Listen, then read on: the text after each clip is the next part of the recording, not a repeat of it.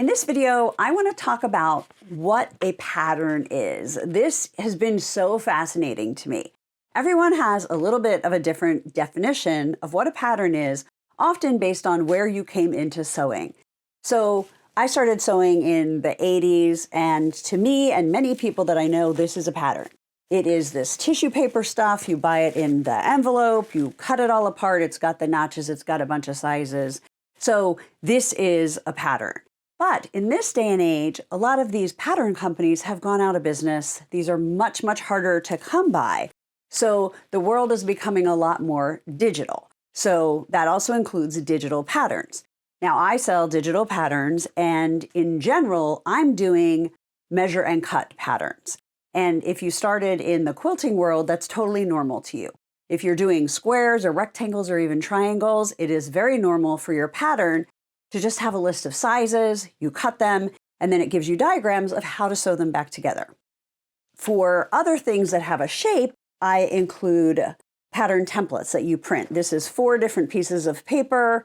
It has dashed lines, you cut it apart, and you tape it together to create your template or your pattern. So this is the digital version of this. And I do have another video that explains how I do these and how they work, at least for my patterns. And there will be a link if you want to watch that as well. Now, in a few video comments, I have had some people that say, I'm just learning to sew. I am newer. I'm having a problem with this whole measure and cut thing. Can you show me how it's done? And then I will tell you my promise moving forward in regards to patterns and printed templates. Now I have this pressed. It is nice and flat, no bubbles, no creases. And the next thing we need to do is we need to make sure we have at least 1, if not 2 or 3, very straight edges.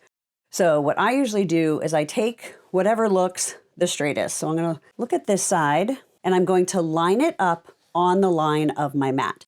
Now, every brand of cutting mat, it has a little bit different lines. I will link to a video that talks more about mats and the different types.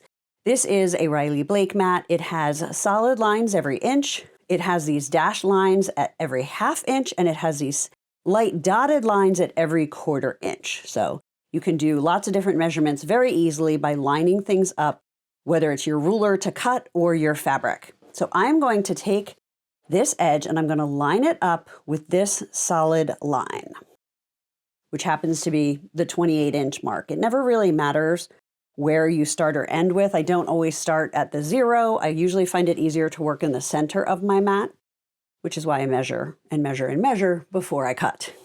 So that is nice and straight, but then you can see this isn't, right? This is not straight. This is not straight.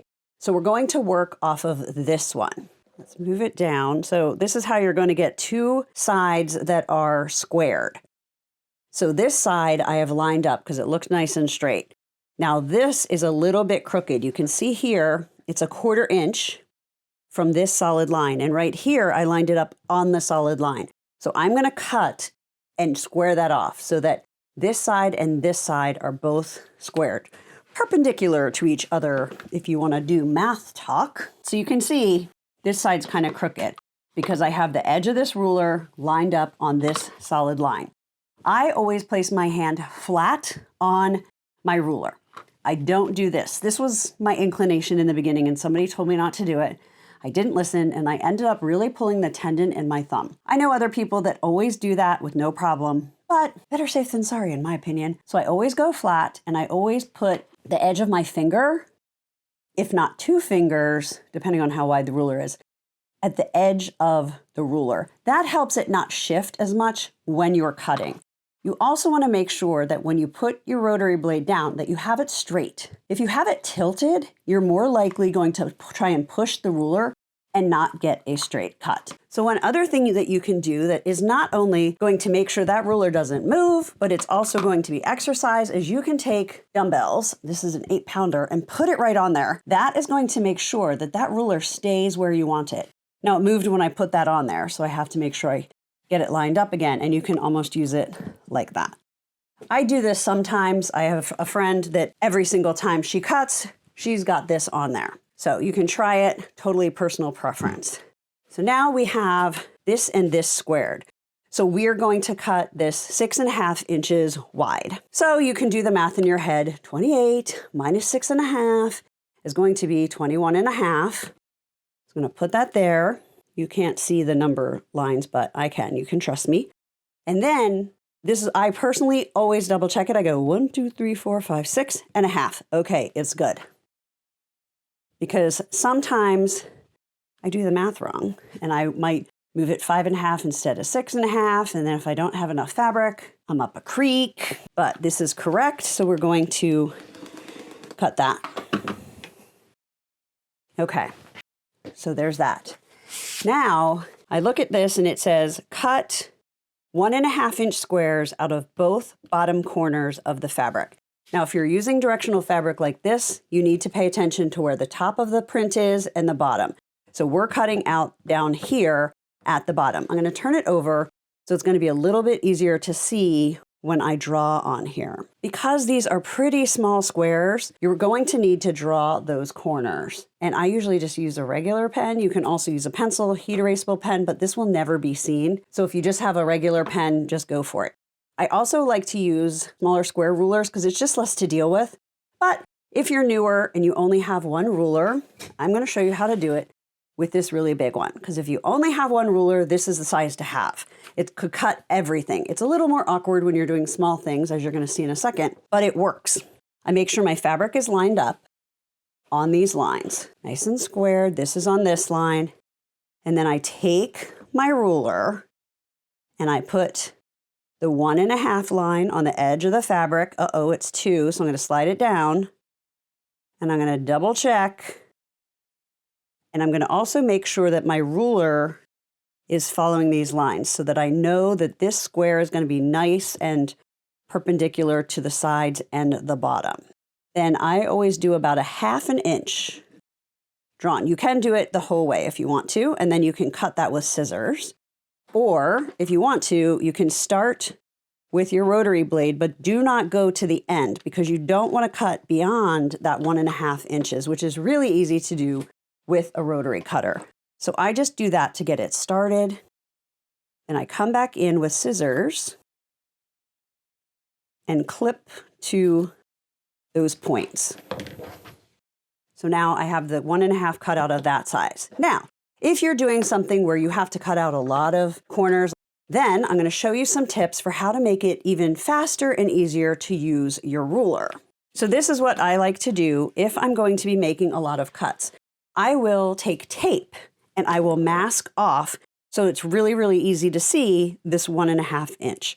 This is called washi tape. If you've done card making or do physical planners, you probably are familiar with this. It is a very low tack, thin tape. It's great for using on your sewing machine as a guideline and also great for doing this when you want a fussy cut or you just want to easily see an area that you're going to be doing multiple times from a larger ruler.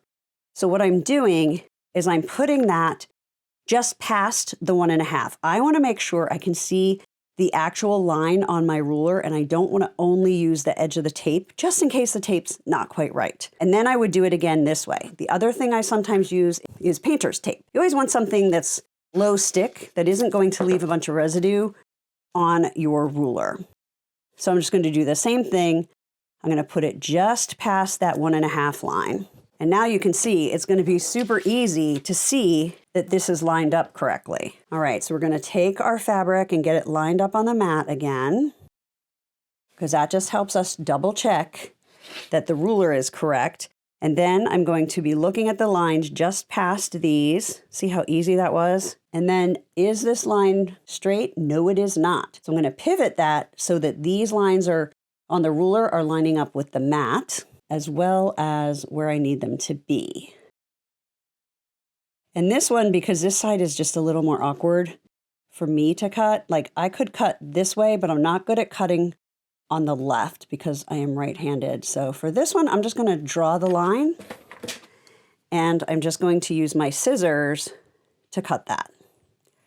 So this is basically what a measure and cut pattern is about. The directions are going to tell you the size squares and then possibly the size cutouts or maybe an angle that you need to do, things like that. and you're just going to use the lines and measurements on your mat and your ruler to get it done.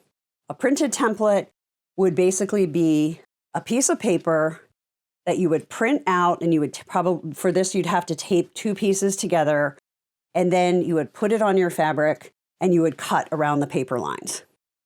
2 ways to get to the same result. I have been slowly starting to put more printed templates in my patterns. Here is what I'm going to do. Moving forward, I'm going to do as many of these as possible in my patterns as I create them. I'm still trying to figure out how I'm going to do it when it's something big. Like say it's an apron pattern, and I mean, that's pretty big. Do you want me to have like 6 pieces of paper that you're going to tape together so that it's a big thing that's going to be the equivalent of this stuff? Please let me know in the comments if that's the case, because I'm still trying to parse that out in my mind.